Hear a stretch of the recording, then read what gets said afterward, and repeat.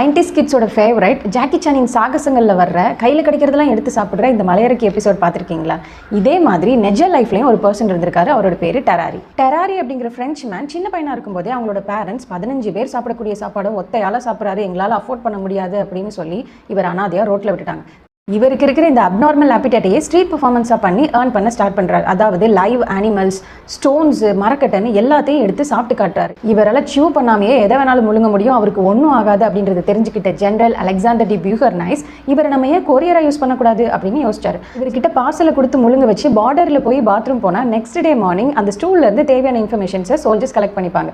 இது எனிமீஸை கன்ஃபியூஸ் பண்ணுறதுக்கும் இந்த மெத்தடை யூஸ் பண்ணாங்க. But first மிஷன்லேயே டெராரி மாட்டிப்பார். டெராரியை பிடிச்சி வச்சு பயங்கரமாக மாக் எக்ஸிக்யூஷன் அப்படிங்கிற பேரில் அசிங்கப்படுத்தி அனுப்பிடுவாங்க. திடீர்னு உடல்நலக்குறைவால் ஹாஸ்பிட்டலில் அட்மிட் ஆவார். அங்கேயும் அவர் சும்மா இல்லை. இவரோட அப்பிடைட் இன்னும் அதிகமாக பிளட் லெட்டிங் பண்ணிட்டு இருக்கும்போது பேஷண்ட்ஸோட பிளட்டை அப்படியே எடுத்து குடிக்கிறது, டெட் பாடிஸ் எல்லாம் எடுத்து சாப்பிட்றது, இந்த மாதிரி வேலையெல்லாம் பண்ண ஆரம்பிச்சார். ஒரு டைமில் 1 வயசு குழந்தை காணாமையே போச்சு. எல்லாருக்கும் டவுட் இவர் மேலே தான் இருந்தது. திடீர்னு ஒரு நாள் 4 இயர்ஸ் கழிச்சு நான் ஒரு கோல்டன் ஃபோர்க்கை முடிக்கிட்டேன், அதனால எனக்கு டயரியா வந்துருச்சுன்னு சொல்லி சேம் ஹாஸ்பிட்டலில் மறுபடியும் அட்மிட் ஆகுறாரு. ஆனால் அவருக்கு டிபி இருந்தது தெரிய வந்தது. கொஞ்சம் டேஸ்லேயே இறந்தும் போயிடுறாரு. அவர் யாராலையும் காப்பாற்ற முடியல. ஆனால் அந்த பாடியை போஸ்ட்மார்ட்டம் பண்ணுறதுக்கு கூட எல்லா டாக்டர்ஸும் பயந்து ஓடுனாங்க. 12 ஆப்பிள ஒரே வாயில் சாப்பிடக்கூடிய மாதிரியான ஒரு பர்சன். அவரோட வாய் மட்டுமே 4 இன்ச்சுக்கு இருந்ததா சொல்றாங்க. அவரோட தாடையெல்லாம் ரிங்கிள்டா ரொம்பவே பெருசா சுருங்கி தொங்கிக்கிட்டு இருந்தது. அதாவது காத்தரக்கனோட வாய் மாதிரி.